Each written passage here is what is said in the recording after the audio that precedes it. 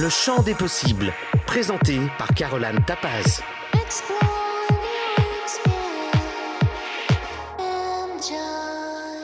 Bonjour à tous, voici donc le deuxième épisode de notre podcast Le champ des possibles.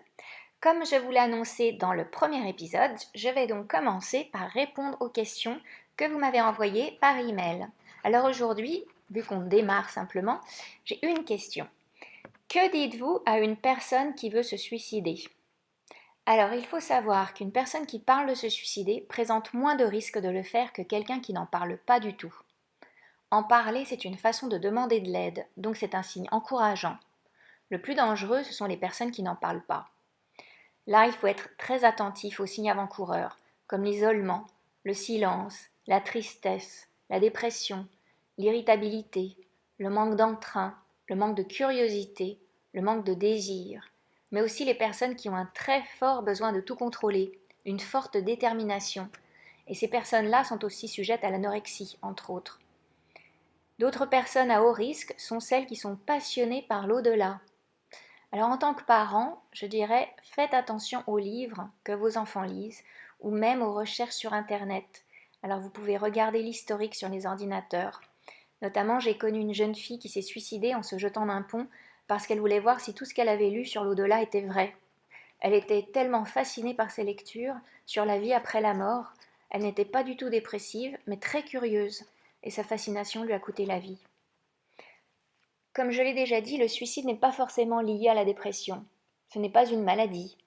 Mais bien souvent, c'est lié à un manque de curiosité sur l'avenir, un manque d'intérêt et un besoin de contrôler sa mort lorsqu'on a l'impression de ne plus pouvoir contrôler sa vie. Alors que dire à une personne qui veut se suicider ? Il faut surtout l'écouter, il faut la faire parler, être attentif, lui demander pourquoi elle pense qu'il n'y a pas d'autre solution que la mort. Toute personne a besoin de se sentir aimée et utile. Dites-lui que vous avez besoin d'elle. Beaucoup de personnes se suicident car elles ont l'impression d'être un poids pour les autres et que leur mort sera un soulagement. Il faut donc bien insister sur les dégâts que causerait sa mort volontaire. Parlez surtout de ses problèmes, essayez de trouver des solutions ensemble. Essayez de lui apporter de l'objectivité. Il faut savoir que les personnes suicidaires ont perdu cette objectivité, elles n'ont pas de clarté, elles sont dans le noir, dans le brouillard. Donc en tant qu'amis, c'est de votre devoir d'être ce rayon de soleil pour apporter justement la clarté et des réponses. Il y a forcément d'autres options que la mort pour mettre fin à ces souffrances. Donc voilà, c'est votre rôle en tant qu'ami d'essayer d'apporter cette clarté et l'objectivité en parlant et en l'écoutant. Faites-la parler surtout, c'est très très important. Et puis aussi, n'hésitez pas à lui dire de nous contacter à T8N, puisqu'une équipe d'experts est là pour répondre à vos questions, qu'elles soient d'ordre personnel, voire même juridique ou autre. Nous ferons de notre mieux pour y répondre, sans contrepartie financière évidemment, et aussi en toute confidentialité, donc vous pouvez nous faire confiance.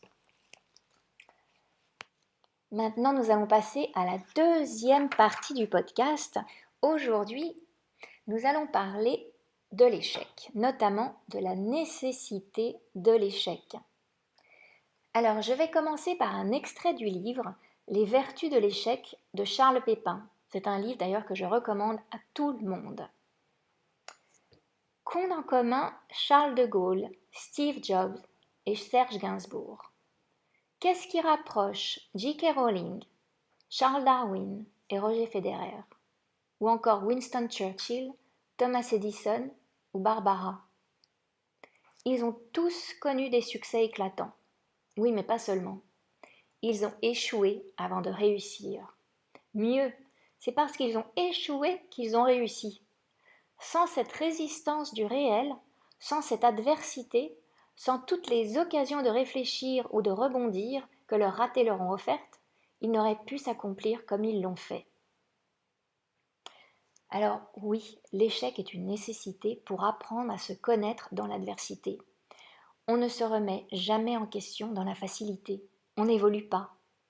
L'échec est donc une chance, une opportunité d'évoluer et de se surpasser. Plus on est confronté à l'échec jeune, plus on apprend à se renforcer et à mieux traverser les épreuves de la vie. Il n'existe pas de vie sans épreuve. Il n'existe pas de vie sans challenge, pas de vie comme un long fleuve tranquille. Alors plus tôt on est armé pour se défendre, mieux nous saurons tirer profit des leçons et notamment savoir transformer les épreuves en positif, voire en bénédiction. Comme on dit en anglais, turn challenges into blessings. Une personne qui n'a jamais connu l'échec dans sa jeunesse a plus de risques de souffrir à l'âge adulte face aux difficultés de la vie. Tout le monde doit connaître au moins un exemple d'enfant surprotégé par ses parents qui n'était ensuite pas capable de prendre son envol seul. À force d'avoir été surprotégé, il n'était pas équipé pour faire face à la réalité de la vie. L'échec rend donc plus fort, plus courageux, plus tenace. Comment apprendre la persévérance si tout nous tombe tout cuit dans le bec, si tout est simple? Où trouver la motivation, la détermination, le courage? Ces vertus ne sont pas liées à la facilité, elles s'apprennent dans l'adversité. Alors à tous ceux qui n'ont pas eu leur bac aujourd'hui, je dis de prendre cette occasion pour redoubler d'efforts la prochaine fois, être plus concentré, plus confiant et surtout ne pas baisser les bras. Ce n'est pas la fin du monde, juste une occasion de mieux faire la prochaine fois. Le bac n'est qu'une épreuve.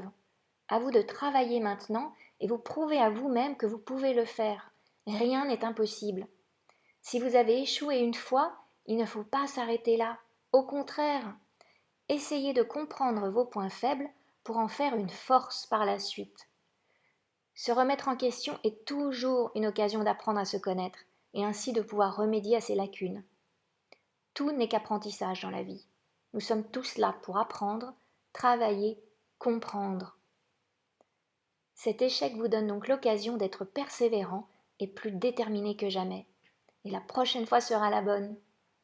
Pensez à tous ces exemples de gens qui ont échoué une première fois, voire une deuxième, mais à force de persévérance, ils ont réussi à accomplir des choses encore plus grandes que des personnes ordinaires. Je terminerai donc avec une autre citation du livre. L'échec est une chance de se réinventer. L'échec est une ouverture du champ des possibles. Échouer plus, finalement, c'est exister davantage. L'échec ne rend pas forcément plus sage, plus humble ou plus fort, mais simplement disponible pour autre chose. Car oui, c'est vrai que l'échec peut être un signe que l'on est sur la mauvaise voie, sur le mauvais chemin. C'est alors qu'il offre justement l'occasion de rebondir sur autre chose qui nous conviendra mieux. Alors bon courage à tous et n'hésitez pas à m'envoyer vos questions par email ou vos commentaires sur la page Facebook ou sur YouTube. Merci beaucoup de votre confiance et je vous dis à mercredi prochain.